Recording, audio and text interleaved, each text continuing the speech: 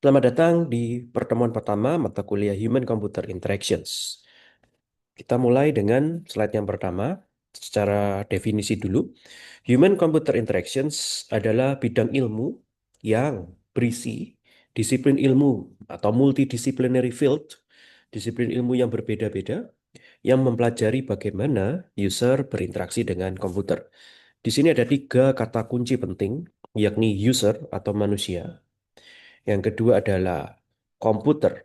Nah, komputer di sini bukan berarti hanya berupa PC atau laptop, tapi definisi komputer di sini bisa berarti macam-macam. Bisa termasuk smartphone, kemudian smart TV, vending machines, website, dan sebagainya.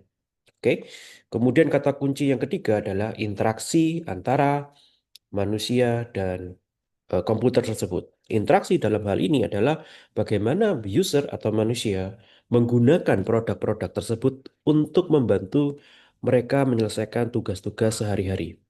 Oke, jadi secara komplit, human computer interaction adalah bagaimana kita mempelajari interaksi antara manusia dengan komputer untuk menghasilkan produk yang efisien dan mudah digunakan.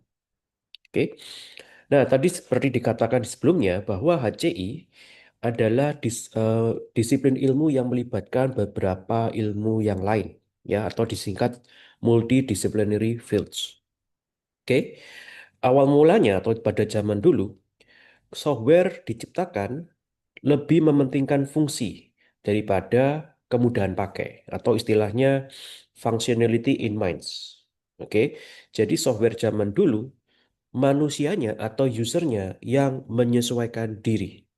Oke, contoh ya, contoh misalkan command prompt, ya, command prompt, di mana kita mengoperasikan software tersebut dengan mengetikkan perintah-perintah.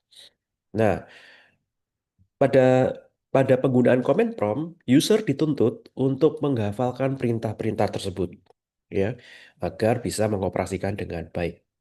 Sehingga pada zaman itu hanya orang expert saja yang menggunakan komputer dengan baik.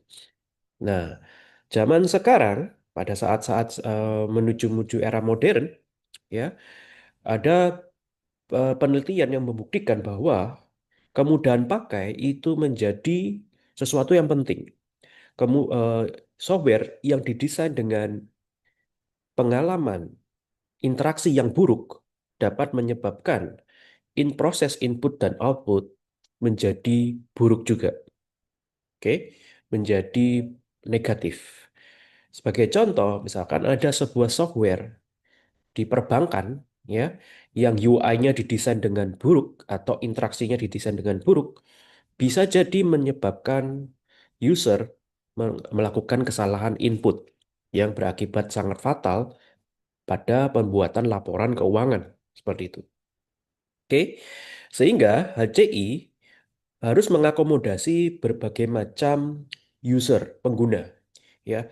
Jadi di HCI mengakomodasi user yang pemula, mengakomodasi user yang expert, user yang canggih atau veteran begitu ya, atau juga mengakomodasi user yang impair. Impair artinya user yang memiliki keterbatasan fisik. Oke, HCI juga harus bisa mengakomodasi kondisi-kondisi di lapangan. Misalkan aplikasi yang tidak memiliki internet atau kebetulan tidak ada akses WiFi atau internet, atau aplikasi-aplikasi yang ada di outdoor, ya, di tempat terbuka yang membutuhkan penyesuaian terhadap terang kecerahan gambar, kecerahan layar maksudnya, dan seterusnya. Oke, oleh karena itu HCI adalah bidang ilmu yang multidisiplin, ya. Ada keterlibatan cognitive science, ada computer science, dan ada human factors engineering. Oke, cognitive science adalah ilmu yang mempelajari bagaimana manusia belajar atau mendapatkan pengetahuan. Oke, ini ranahnya psikologi. Bagaimana manusia recalling, bagaimana manusia melakukan critical analysis. Human factor engineering adalah belajar tentang ergonomi suatu produk. Bagaimana produk didesain agar mudah digunakan, nyaman digunakan, dan tetap dapat secara efektif mencapai tujuan produk itu diciptakan. Oke. Sedangkan computer science adalah ilmu di bidang IT yang belajar bagaimana mendesain dan mendevelop aplikasi yang baik, yang mudah dipakai dan mencapai tujuan secara efektif.